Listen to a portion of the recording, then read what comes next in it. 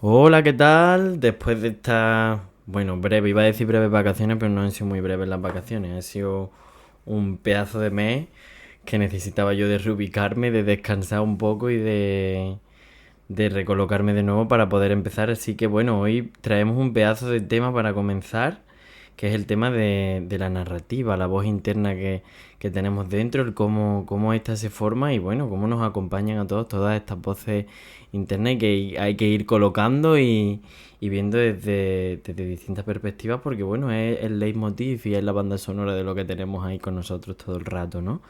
Así que nada, me alegro mucho de estar aquí de nuevo con vosotros, con vosotras y comenzamos. Estás escuchando Deja Abierto, un podcast con Chechu Gómez que abre las puertas al crecimiento, la sanación y la verdad. Un espacio íntimo para acompañar y transformarnos. Para esto tenemos a una super persona aquí con nosotros, tenemos a Noemí Álvarez. ¿Qué tal? ¿Cómo estás, Noemí? Muy bien, muy contenta de estar aquí contigo. Noemí está estupenda de estar aquí. Ella es psicóloga sanitaria, especialista en trauma, en MDR, además es sexóloga, por supuesto, tiene un pedazo de máster que es el de ser mamá de 2 preadolescentes, que eso yo creo que es un buen máster, ¿verdad? Sí, es más máster yo creo que los otros. No. Dentro de su experiencia, pues ha colaborado con el Servicio de Atención Psicológica en la UMA, con Centros de Adicciones y TCA, y por supuesto no nos podemos olvidar de su colaboración con el Colegio Oriental de Psicología Andaluz, ¿no es así como se dice? Colegio Oficial de Psicología de Andalucía Oriental. Es que tiene mucho nombre, el copao. Hashtag déjate de cuento. Muy bien. Hashtag déjate de cuenta. Elige psicología. Efectivamente. Y por supuesto no nos podemos olvidar que pasa consulta en ITIPA, de la que es un centro de psicología en la que ella es la directora desde 2011. Directora y fundadora, madre mía. Hija, cuántas cosas. Cuando termine la carrera voy a tener que ir allí contigo a hacer las prácticas para que me ayudes tú. Ahí estaremos. Con un poquito de suerte seguiremos. No, seguro que sí, no queda tanto. Sí. En fin, bueno, después de esta breve presentación de quién es Noemí, porque de Noemí podríamos hablar muchas cosas, ¿no? Gracias por estar aquí. A ti por invitarme. Por supuesto. Y nada, yo siempre comienzo con definiciones, con conceptos, ¿no? Cuando hablamos de diálogo interno, ¿qué entendemos por diálogo interno? Para que la gente se posicione. ¿Qué definición daríamos de esto? Pues mira, yo creo que el diálogo interno tiene que ver con esa vocecita que todos tenemos dentro de la cabeza y al final con cómo se crea esa vocecita, con qué tipo de cositas nos dice, cómo va cambiando también con el tiempo y vendría a ser, fíjate, una cualidad súper chula que tenemos los seres humanos, que además de tener lenguaje, tenemos un lenguaje que podemos utilizar también como para nosotros mismos, para poder entender un poquito mejor la realidad a los demás y para poder entendernos, o a veces para poder desentendernos a nosotros mismos. Claro, es la voz que nos guía, es el estudio de la psicología, básicamente, ¿no? La voz que nos guía y la voz que nos acompaña a veces. Y que a veces nos pierde, ¿no? Porque también nos pierde, efectivamente. Que hay como dentro y como yo diría que hay como dentro diferentes voces, ¿no? Diferentes cosas que al final son una toda, ¿no? En todo esto, ¿no? ¿Cómo crees? Porque claro, si este es el diálogo que nos guía, que nos acompaña y tal, igual que nos acompañamos entre personas, ¿cómo crees que nos afectan estas palabras o estas definiciones que utilizamos para describirnos, ¿no? ¿Cómo cambia nuestra visión de la vida según lo que nos contamos?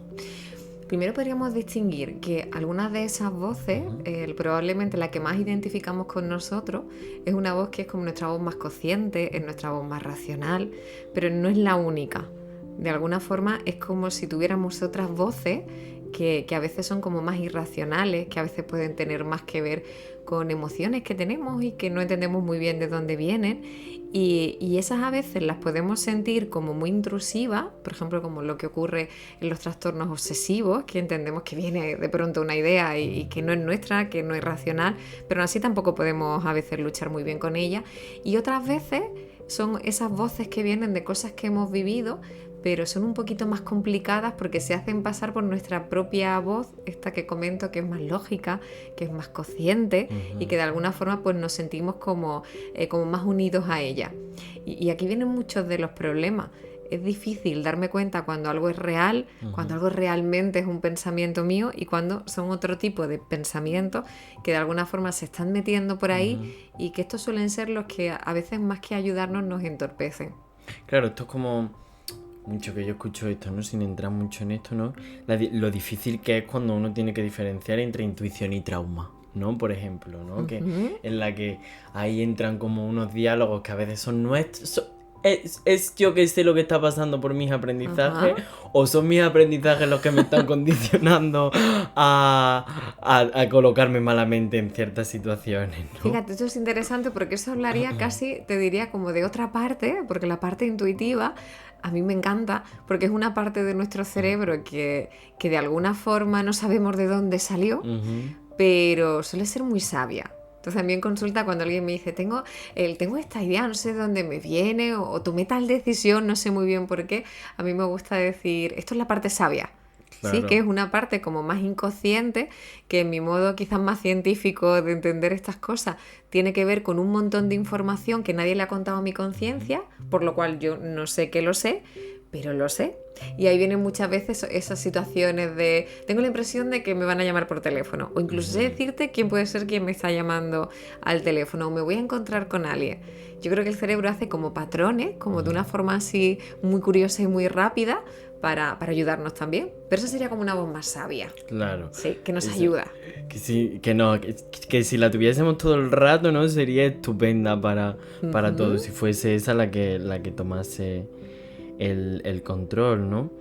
Entonces, dado, ¿no? Hablando de todas estas voces que tenemos, ¿no? Esta voz sabia, esta voz más limitante, que si la intuición, que si el trauma, que si no sé qué, ¿no?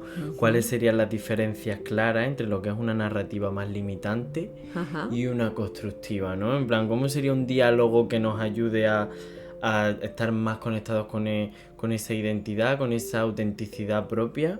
Y ¿cuál sería ese diálogo que nos aleja, ¿no? En plan de...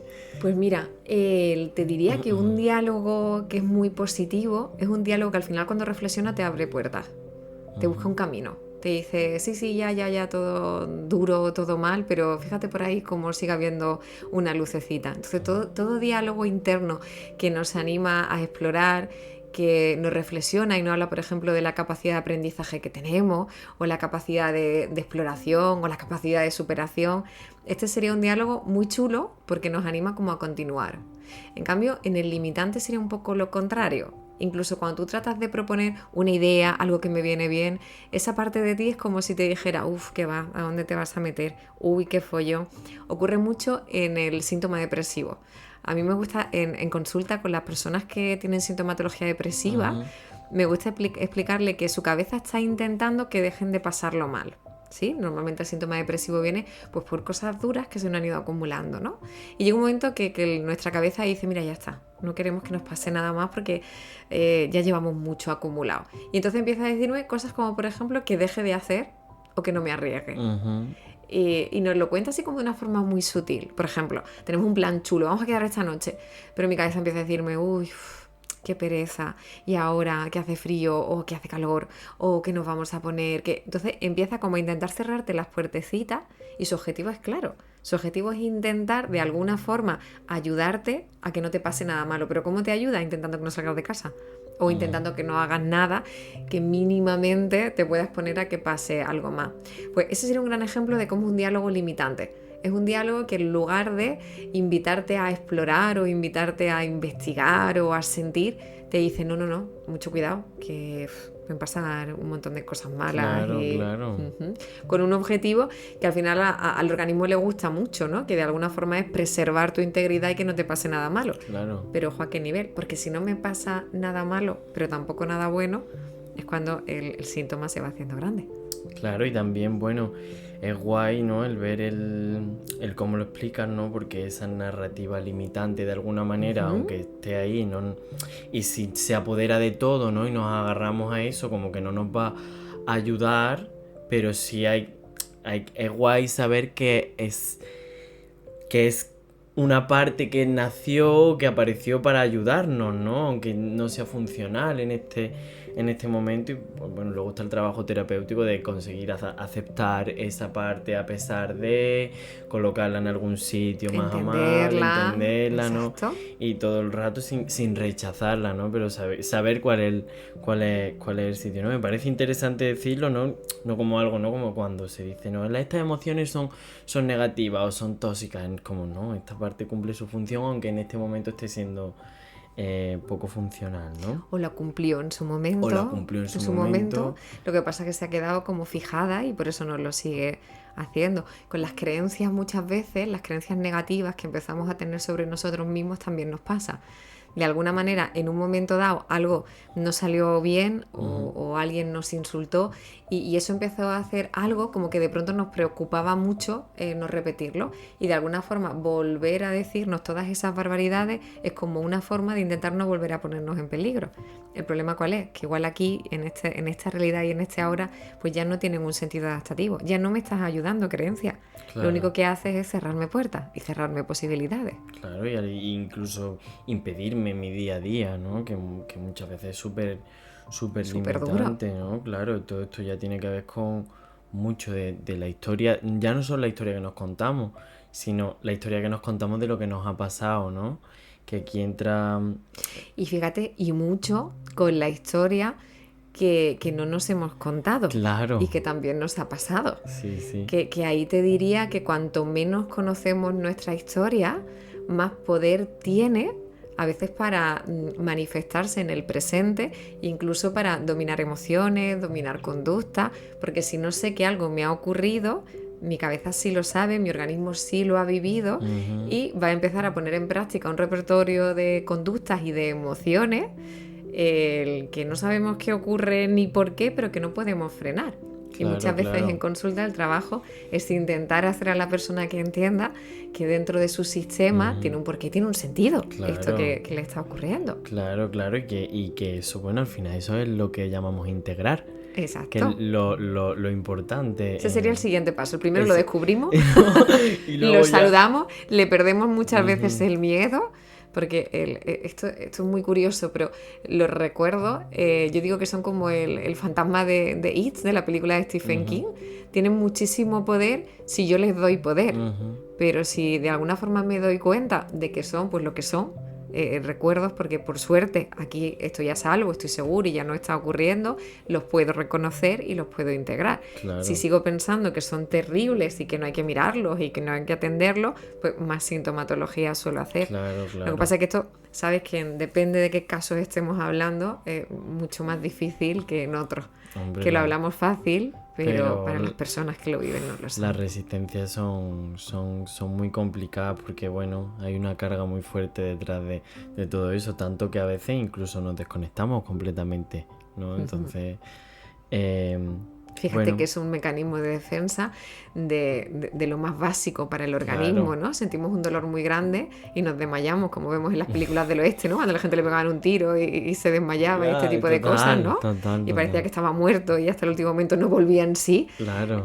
Al final era un mecanismo que tiene nuestro organismo pues para ayudarnos, entre otras cosas, pero cuando nos desmayamos el corazón empieza a bombear mucho más despacito y eso hace como que tardásemos más tiempo en poder morir. Claro. Entonces tiene un mecanismo súper rápido y súper eficiente para protegernos. El problema es cuando se nos dispara, como estábamos hablando, en situaciones porque ya no son adaptativas, ¿no? Y me dan desmayo cuando mi cuerpo se siente peligro, pero no hay un peligro real, sino uno emocional. El ejemplo del león persiguiéndonos, ¿no? Detrás de todo esto. Entonces, por supuesto, el pasado tiene una importancia en toda esta historia que nos contamos de nosotros mismos, ¿no? Y bueno, por supuesto, como contamos al resto nuestra propia historia, ¿no? Que eso parece que no, pero es una cuestión de perspectiva, ¿no? Lo hablábamos justo antes de empezar, ¿no? Que de repente cuentas tu historia, tu perspectiva de lo que te ha pasado o de quién eres o de tal, y la gente a veces se echa la mano a la cabeza por lo que estás contando, ¿no? Ya sea por la gravedad de lo que estás contando y tú no le ves gravedad, o porque tú te estás hablando de determinada manera y te estás diciendo determinada cosa que no está muy bien enfocado con lo que tú, ¿no? Entonces eso es súper guay, ¿no? Y fíjate que eso condiciona mucho luego la propia historia. Claro. Si yo te cuento algo y la persona reacciona de una forma como muy exagerada, esa reacción también la integramos y también puede aumentar o disminuir como nosotros estamos percibiendo nuestra propia historia. Total. Y el juicio que podemos recibir desde fuera y todo lo que tal, ¿no? Sí, Porque a veces como... el juicio mejor intencionado, que es un poco como demostrarte mucha empatía, pero por ejemplo, echándome a llorar cuando tú quieres contarme algo, ¿no? Y Claro. esto pasa mucho, el que le cuentas algo duro que te ha pasado y el de enfrente se desmorona y dices, ya no me estás ayudando a calmarme a mí, Sí, no, sino que me estoy- empiezas a sentir en la obligación de calmarte a ti, porque hay Dios que te acabo de hacer, Claro, que claro. te he emocionado, ¿no? Es Eso. la responsabilidad, La ¿no? responsabilidad. A mí personalmente me pasa que muchas veces digo, yo no le voy a contar esto a tal persona porque me la cargo, ¿no? Y Pobrecita. en realidad me ha pasado a mí, ¿no? Entonces eso pasa, ¿no? Te iba a decir cómo influye el pasado en cómo hablamos con nosotros mismos y evidentemente influye... Pues mira, de muchas maneras. Una de ellas también, que no hemos hablado, sería cómo ese pasado nos genera etiquetas. Y cómo de alguna forma nos ponemos ciertos nombres pensando que somos así. Pues no, mira, yo es que tengo mucha fobia social, o mira, yo es que soy una persona que soy muy distante, o soy muy borde. Y a veces todo eso es el resultado de una serie de aprendizajes que por la historia que hemos vivido, a veces incluso porque nos lo han dicho y nosotros lo hemos aceptado y nos lo hemos creído. Al final es súper limitante porque parece que es mi identidad y que no puedo ser otra cosa. Ahora está poniendo muy de moda también en redes, no sé si habéis visto, el que salgan personas hablando de su etiqueta diagnóstica y a veces es terrorífico el cómo hablan de ellas, Claro. porque dicen cosas en plan, bueno, pues yo no puedo tener un trabajo diario, por ejemplo, porque tengo un trastorno de TDAH o porque tengo un trastorno de personalidad tal, y es como una forma de que esa etiqueta sirva para cubrirme y ya no tener de alguna forma, pues bueno, que ponerme alguna otra etiqueta. Claro, Y lo que es peor, a veces cuando no tengo mucha sensación de identidad, me gusta ponerme una de esas. Aunque al final, bueno, estemos hablando de una etiqueta diagnóstica, No. pero nos encontramos muy a gusto ahí también con esas Claro. etiquetas. Y que muchas veces es una movida, ¿no? Porque hay veces incluso con el tema de cuando nos pasan cosas muy, muy heavy. Hay una expresión que se llama, que se dice, ¿no? A esta persona le han jodido la vida, ¿no? Eso es muy fuerte, ¿no? Cuando afirmamos esas cosas es como... Se dice muchas veces desde un lado de compasión, desde rabia, desde señalar, pero eso es una sentencia muy heavy, ¿sabes? En plan, es decir eso, porque es como, no, a esa persona no le han jodido la vida, le han jodido una parte, un momento de su vida que va a tener que trabajar, Le han hecho daño, pero le han hecho daño, esa persona está herida, ¿no? No como, o como tú misma hablas, ¿no? Del tema de algunos trastornos, ¿no? Hay uno concretamente que yo también veo mucho en TikTok, no hace falta mencionar el tipo de trastorno que es, ya está, que en el que dicen, no, yo veía que todos los comentarios incluso decían, tú no te preocupes, que esto a partir de los 30 se rebaja, yo ya tengo asumido que en algún momento, ¿no? Yo misma me voy a tener que hacer daño para poder y es como asumir el que ese tipo de cosas es como... Al final se convierte en parte de toda esta narrativa que estamos hablando también que... Limita, pues hablamos de trastorno que es lo más heavy, ¿no? Pero que podemos hablar de cualquier cosa, el tema de que soy fea, me adquiero soy fea o soy guapa, ¿no? En plan, ciertas etiquetas que nos persiguen. Bueno, y que tienen cierta connotación en nosotros y en todo esto, ¿no? ¿Por qué crees que entonces nos contamos mal nuestra propia historia? Mira, esto que has hablado, por ejemplo, de lo del tema de la belleza, que es una cosa que a mí me sorprende muchísimo, porque durante todos estos años me he dado cuenta de que no es un dato que tenga nada de objetivo. O sea, he tenido personas que han venido a consulta que cumplían todos los estándares típicos de belleza y se sentían terriblemente mal. Claro. Y bueno, y todo lo contrario, personas que rompían estándares y estaban como súper orgullosas de sus cuerpos, de su sensualidad. Y es muy curioso porque de pronto me di cuenta, tirando de esas historias, de que el concepto que tenemos de si somos o no atractivos tiene que ver con lo que nos han contado. Claro. No es un dato que tenga nada que ver con lo objetivo, que de alguna forma yo creo que luego la publicidad y tal nos dice, bueno, pues si tienes la cara tal, si te maquillas tal, o si te pones tal ropa. Mentira. O sea, si a ti te han contado desde pequeñito que eres tal, a veces eso se ha quedado y se te ha quedado tan profundamente que te diga lo que te diga luego todo el mundo, tú dices, no, me estáis engañando todos porque yo sé que no. Y cuando le pregunto a las personas incluso sobre si el peso que tienen es adecuado o no, digo, ¿dónde empezaste a sentir que tu peso no era adecuado? Y me cuentan un ejemplo, una situación concreta que fue donde se creó la creencia de cómo es tu cuerpo. O sea, que el dato que tenemos que nosotros sentimos objetivo y real no es ni objetivo ni real. Claro, Se creó en un momento de tu historia por unos comentarios, por unas vivencias como muy concretas, y tú sigues toda la vida arrastrando la etiqueta que se te puso en su momento, sin cuestionarte. Esto de, oye, que igual no es objetivo. Claro, igual yo no sé cómo. O por las mismas creencias de otros. O por las mismas creencias de otros. O sea, efectivamente, porque imagínate además si esto se crea cuando somos muy pequeñitos, qué fácil puede ser que una persona, por ejemplo, te pueda tener manía, o una persona, yo que sé, que esté enfadada y te diga una barbaridad. Tú sabes que los niños pequeñitos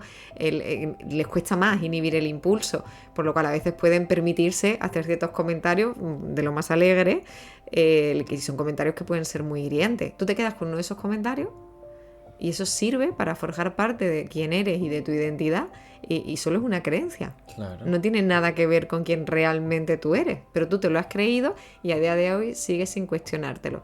Y muchas veces es alucinante como incluso con detalles súper objetivos las personas vienen a consulta convencidas de que no es real. Y tú les dices, pero si, no sé, por ejemplo, con algún rasgo, ¿no? De la cara, del cuerpo, pero si este rasgo es normal. No. Y si tiras del hilo, aparece la historia de por qué tiene esa sensación que ella piensa que es una visión objetiva de lo que pasa. Totalmente, ¿no? Esa red de neuronas ahí como para romperla, ¿no? Que eso era lo que te iba a preguntar ahora, ¿cómo podemos aprender a contarnos nuestra historia de una manera que nos sirva en vez de dañarnos, ¿no? Porque es como ese tipo de cosas tan arraigadas, ¿no? Hace poco, la madre de una amiga, la conocí, ¿no? La madre de una amiga, ¿no? Que lo había pasado mal, llevaba como muchos años con depre y tal, y tenía como muchas creencias negativas alrededor de sí misma, y dos de ellas eran que era fea y que era gorda, y además lo tenía súper claro.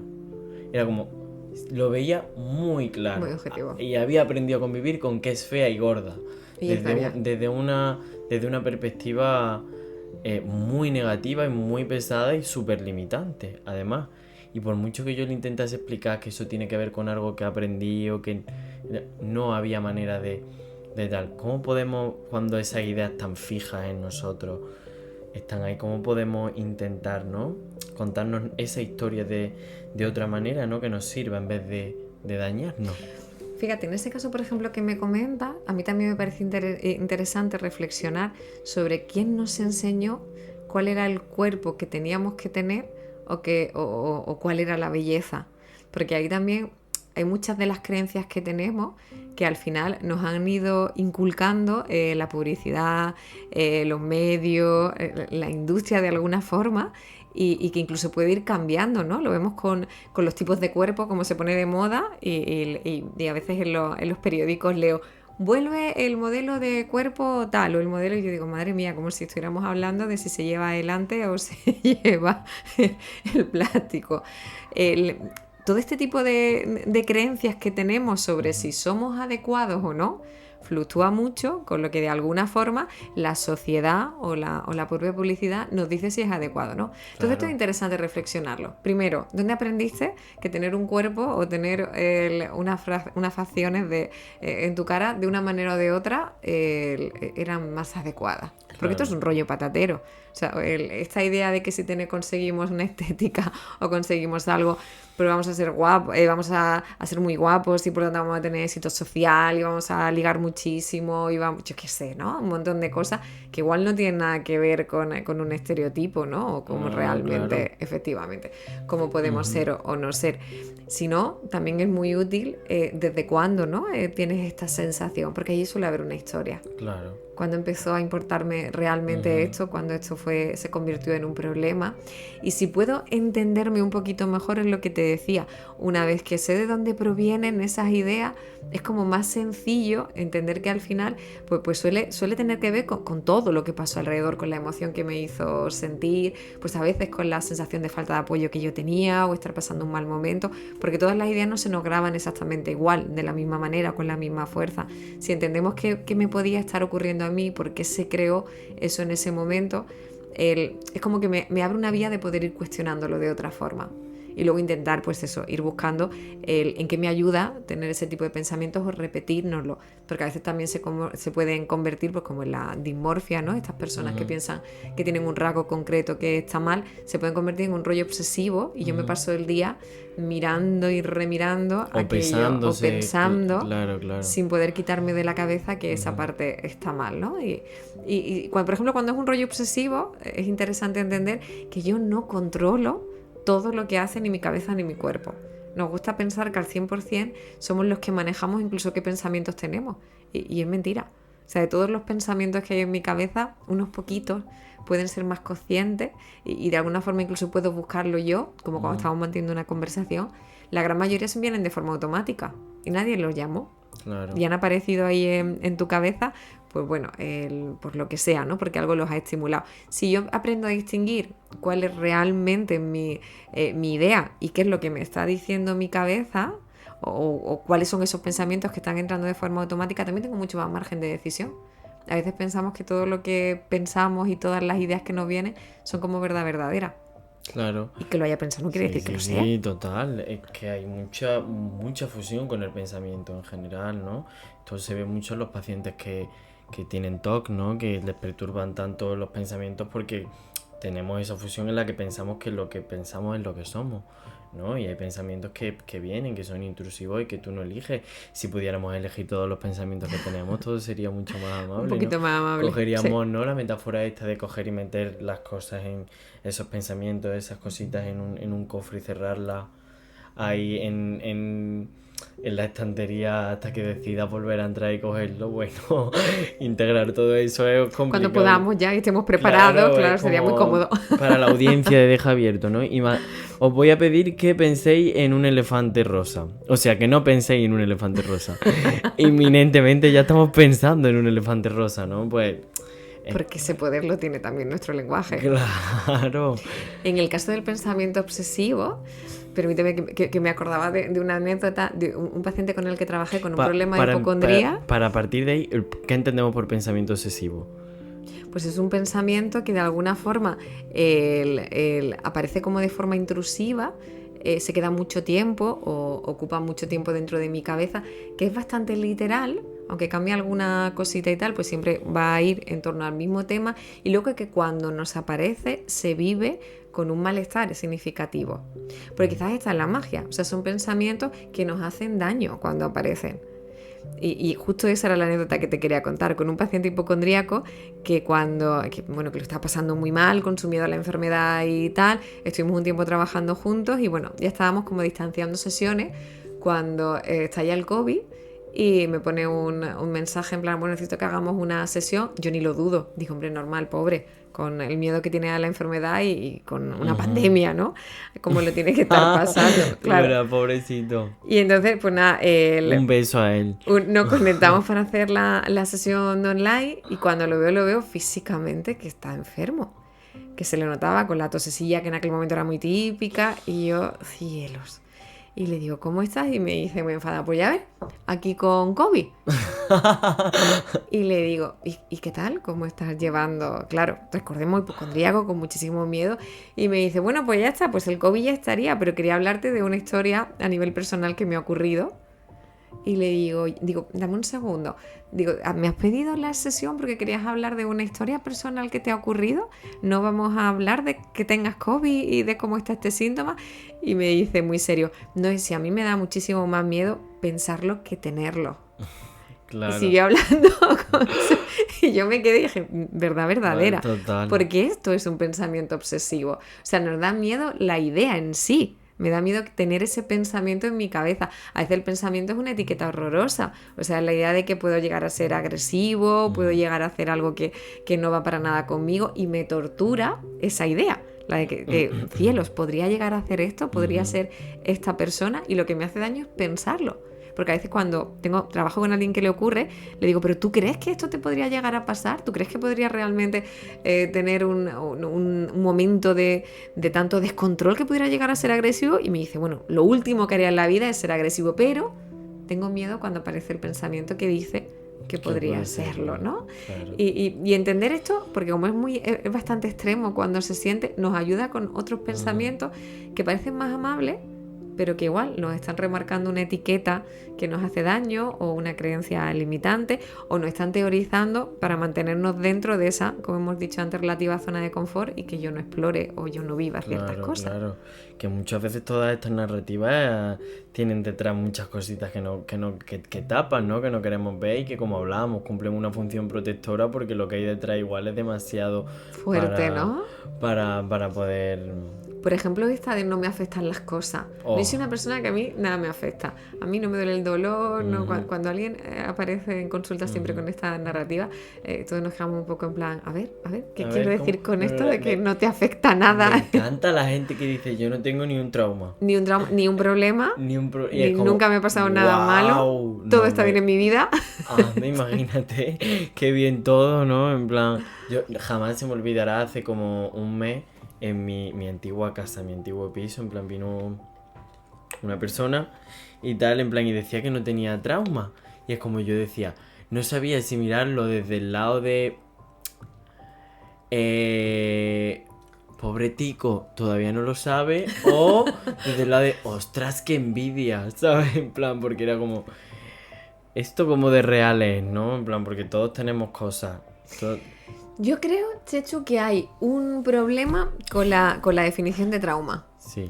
Porque hay personas que piensan, hay personas que son negativistas del todo y piensan que el trauma no existe y que no hay ninguna forma. Bueno, sigue habiendo personas que siguen pensando que esto sí. Podría dar nombre. Yo también. No lo vamos a hacer. No lo haremos. Pero que piensan como que no, que aunque nos pase algo súper terrible, en plan, volvamos de una guerra, de una catástrofe tal, nada, no, que podemos superarlo y que eso no deja ningún tipo de secuela.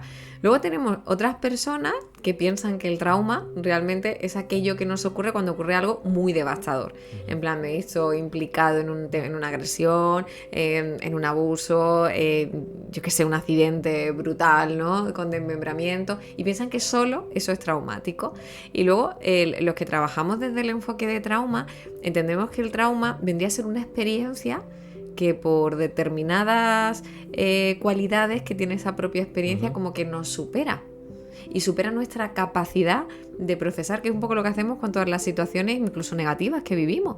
Encontramos la manera de seguir, ¿no? de seguir tirando para adelante, integrando esa información. Pero hay algunas que por ciertas características se nos enquista. Y a veces, fíjate, una de las características puede ser que no tenga apoyo. Claro. O sea, que me ocurra algo y me sienta pues muy sola, o me sienta muy desamparado, y eso se queda ahí como algo que luego me cuesta poder procesar. Claro, pero cuando a veces hablamos con personas que te dicen clarísimamente todo es trauma, o hables con alguien que te diga nada es trauma, es muy chulo preguntarle cómo es su definición de trauma. Claro. Porque ahí quizá sí. nos aclararía muchas cosas. Otras veces pensamos que haber pasado situaciones traumáticas nos van a generar un síntoma que tampoco siempre tiene por qué ser así. Claro que no. Algunos sí. Hay algunos, pues, por ejemplo, cuando hablamos de temas muy serios, ¿no? Como los abusos y cosas así, es muy difícil para el cerebro poder superarlos, por lo cual se necesitan ayuda en todos los casos. Y ahí no hay esa capacidad. Pero otras veces hay situaciones que han sido traumáticas, pero por el apoyo, pues no sé, ¿no? Porque igual era la primera vez que nos pasaba algo así, el cerebro consigue también procesarlas y consigue superarlas de otra forma. Pero no quiere decir que no lo hayamos vivido. Hemos vivido una situación traumática, hemos tenido un accidente horrible, hemos tenido una ruptura tal, ha fallecido no sé quién, pero la hemos podido procesar. Claro. Es muy chulo entender qué quieres decir tú con trauma. Cuando alguien te diga algo que no te cuadre, tú pregúntale, ¿cuál sería tu definición? Claro. El caso es que esto influye también. Esto también influye en mucho. Lo que es la narrativa, ¿no? Bueno, ¿cómo podemos construir una narrativa con la que queremos vivir, en plan hacia el futuro, ¿no? En plan, ¿por dónde podemos empezar? Pues mira, yo te diría que hay que empezar primero por descubrirnos, y para descubrirnos tenemos que entrenar la curiosidad. En lugar de pensar que tenemos todas las respuestas dentro de nosotros mismos, pensar que a veces hay que pelear un poquito para intentar entender qué nos pasa. Y ahí todo lo que parezca algún tipo de error de la Matrix, en plan, esto porque me he enfadado, esto porque a veces nos está dando una pista de cositas que están ahí dentro de nosotros y que no sabíamos. Entonces, primero mirarnos con ese poquito de curiosidad. Luego te diría que hay que trabajar mucho la ternura hacia uno mismo. Ser como benevolente. Es esto de cuando te llama un amigo y te dice que ha pasado algo que no es muy bueno, pero tú estás intentando con esa mirada desde el cariño decir, pues mira, igual es verdad que ha sido un desastre o igual no ha sido la mejor de tus actuaciones, pero vamos a ver qué se puede hacer, vamos a intentar entender, vamos a... Entonces, con esa mirada benevolente también es mucho más sencillo. Y luego, por último, intentar recordar siempre, respetar que a veces tenemos ciertas ideas que no nos gustan en el día de hoy o que no son adecuadas porque nos limitan más que empoderarnos, pero que se crearon en un momento dado en el que probablemente algo de mí las sintió útiles. Entonces, si puedo mirarme con ese poquito de curiosidad, de ternura y de respeto, es más sencillo que pueda seguir avanzando. Claro, lo que hablábamos antes tiene que ver mucho con el amor y la amabilidad hacia uno mismo, ¿no? Lo de aceptar esas partes o esas voces que se despiertan aunque nos generen esa incomodidad como algo que bueno, que hemos aprendido o que simplemente están ahí cumpliendo una función y que nos acompañan porque en su momento quizás nos acompañaron y hoy ya no son funcionales o porque no las hemos sabido ajustar de la mejor manera, pero siempre entender que el cuerpo y la cabeza lo que intenta es ayudar, lo mejor para nosotros, que no es un enemigo. En el momento en el que lo coloca así, a llegar ahí en un camino, ¿eh? También te digo, es un salto de fe. Esta idea en mi cabeza he intentado hacer todo lo posible, a veces incluso con los síntomas, para mantener como mi propia estabilidad mental. Claro, aunque claro. A veces, pues bueno, pues se ha pegado algún pasotillo que otro para mantener su objetivo, pero como que su idea era buena, ¿no? Ya, el tema de todo esto, como nuestra historia personal, pues bueno, muchas veces es limitante o muchas veces, según lo que nos contamos, de una manera puede ser más limitante o más constructiva. Es muy interesante, me parecía muy interesante hablarlo porque, bueno, creo que también el reformularla, el observarla, el verla, el cambiar... preguntarnos dónde lo aprendí, claro, ¿no? En qué momento... Es un gran recurso para vivir con más libertad y con más autenticidad, ¿no? No es lo mismo, no eres el mismo que hace 10 años, ni el mismo que hace 15, ni el mismo de ayer. ¿Me explico? En plan... Ni seremos los mismos cuando terminemos hoy de grabar juntos. Que efectivamente, por supuesto, bueno, ya te digo yo cosas. Que dentro de mí se han colocado algunas cosillas también después de ciertas conversaciones y tal, ¿no? Que yo... Oye, hay otro truquito, hablando de esto también que a veces surge, que es plantearnos si esa voz, la que nos dice que no hagamos cosas o la que nos critica, se parece en sus expresiones o incluso en su tono a alguien que conozcamos. Porque a veces hay sorpresas con eso también, ¿no? En plan, ¿quién me hablaba así? Claro. ¿Quién me decía esto de que no me me está iba a aquí salir? ¿Es mía, de mi madre? De mi madre. Algún profesor que se empeñaba en recordarme, claro, que era así. Es de extraescolares, de deporte, que decía, sí, eso también. Y es muy curioso como a veces también encontramos a alguien conocido, ¿no? Detrás de esas ideas. Alguna psicóloga me ha preguntado, ¿esa voz que suena dentro de ti, ¿tú crees que es tuya? O puede ser de alguien que no sea tuyo. Pero la verdad es que no me lo había planteado yo antes esto, no decía yo en... Cuidado con esto, que nos vamos... que parece que desarrollamos esquizofrenia o algo, ¿eh? En plan, esto... Ideas delirantes, ¿cómo? ¿Esta voz no es mía? ¿De quién es? Entonces, sí, el tema de la voz disociativa... de la voz es otro tema. Es otro tema. Para otro podcast. Delirio, sí, hay muchas cosillas que pueden hacer otra voz en la cabeza. Para otro podcast. Nosotros no estamos hablando hoy de ese tipo de voces, estamos hablando de nuestro propio diálogo. De nuestros propios diálogos, que bueno, hasta esas voces también las podemos ver, las podemos hablar y las podemos... colocar de alguna manera. Y también tienen su sentido, ¿no? efectivamente. Y también todo tiene todo tiene un sentido, ¿no? Como cualquier úlcera en cualquier parte del cuerpo, ¿no? En plan, todo tiene su porqué. Pues me parecía interesante, ¿no? Pues por el tema de conectar, ¿no?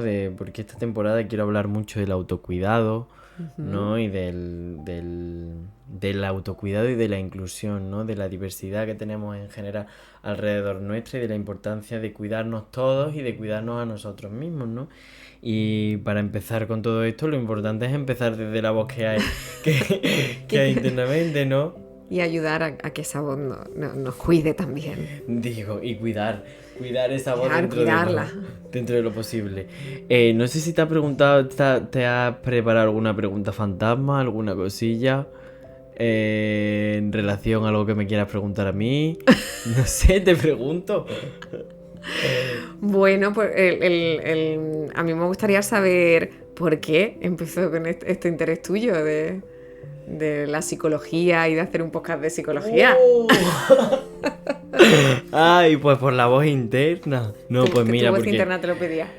es muy buena pregunta para empezar la temporada, la verdad. Pues mira, dentro de mí hay algo que está siempre ahí como en plan activo para ayudar a los otros y para estar... No, hay dos partes mías muy vocacionales y muy fundamentales, ¿no? En mi día a día. Una de ellas es la comunicación, que tiene que ver con el arte, pues con todo esto, ¿no?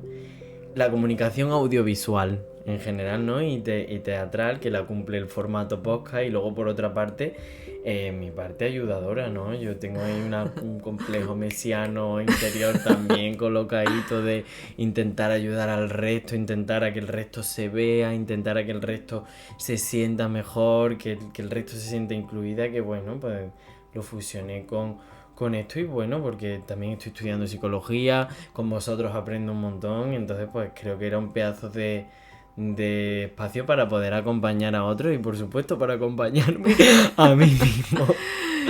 Te felicito, muy bien contestado. La verdad es que sí, porque qué bueno. Después de tantos años en terapia también, bueno, yo ya con los psicólogos como que me siento como en casa, ¿no? Sea como sea, yo no sé cuántas consultas de Málaga he visitado, todas me conocen. Vaya, y ahora con el podcast más. Pero bueno, pues nada, decirte que muchas gracias por venir, por el rato, que seguro que este capítulo para arrancar lo que es la segunda temporada empieza fuerte y puede aportarle muchas cosas interesantes a muchas personas de todas las edades, porque bueno, la narrativa está en todo, la historia está en todo y es importante que vayamos un poco deshilando, ¿no? Y viendo y no conformarnos, como decía María Teresa Bustamante en un episodio de la temporada anterior, el no acostumbrarnos a vivir mal, el no conformarnos con vivir mal. Como vivimos, claro. Efectivamente, porque hay muchas maneras, ¿no?